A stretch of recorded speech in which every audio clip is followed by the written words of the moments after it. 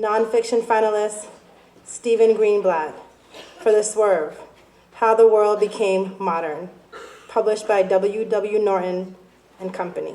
My book, The Swerve, is about an ancient poem, Lucretius's On the Nature of Things, that was written about 2,000 years ago and then was lost for about a millennium until it somewhat miraculously came back and carried with it atoms and emptiness and the world that we live in. The person who recovered the poem was a papal bureaucrat and book hunter named Poggio Bracciolini, and I will describe him now in brief passage. In the moment in January 1417, when his master, the Pope, had been thrown in jail by the cardinals, and he found himself strangely at leisure and went off book hunting. Who was Poggio then?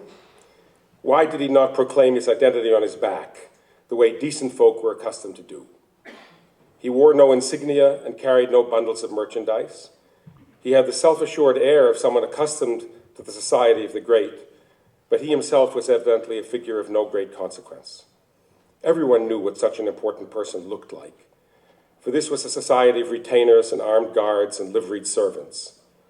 The stranger, simply attired, rode in the company of a single companion.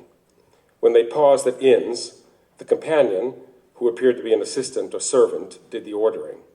When the master spoke, it became clear that he knew little or no German, and that his native language was Italian. If he had tried to explain to an inquisitive person what he was up to, the mystery of his identity would only have deepened. In a culture with very limited literacy, to be interested in books was already an oddity. And how could Poggio have accounted for the still odder nature of his particular interests? He was not in search of books of hours or missals or hymnals, whose exquisite illuminations and splendid bindings made manifest their value even to the illiterate. These books, some of them jewel-encrusted and edged with gold, were often locked in special boxes or chained to lecterns or shelves so that light-fingered readers could not make off with them. But they held no special appeal for Poggio, nor was he drawn to the theological, medical, or legal tomes that were the prestigious tools of the professional elites. Such books had a power to impress and intimidate even those who could not read them. They had a social magic, of a kind associated for the most part with unpleasant events, a lawsuit, a painful swelling in the groin, an accusation of witchcraft or heresy. An ordinary person would have grasped that volumes of this kind had teeth and claws, and hence have understood why a clever person might hunt them. But here again, Poggio's indifference was baffling.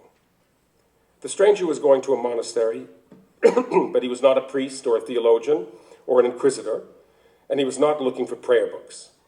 He was after old manuscripts, many of them moldy, worm-eaten, and all but indecipherable, even to the best-trained readers. If the sheets of parchment on which such books were written were still intact, they had a certain cash value, since they could be carefully scraped clean with knives, smoothed with talcum powder, and written over anew. But Poggio was not in the parchment buying business, and he actually loathed those who scratched off the old letters. He wanted to see what was written on the parchments, even if the writing was crabbed and difficult, and he was most interested in manuscripts that were 400 or 500 years old, going back then to the 10th century or even earlier. To all but a handful of people in Germany, this quest, had Poggio tried to articulate it, would have seemed weird. And it would have seemed weirder still if Poggio had gone on to explain that he was not, in fact, at all interested in what was written 400 or 500 years ago. He despised that time and regarded it as a sink of superstition and ignorance. What he really hoped to find were words that had nothing to do with the moment in which they were written down on the old parchment. Words that were, in the best possible case, uncontaminated by the mental universe of the lowly scribe who copied them.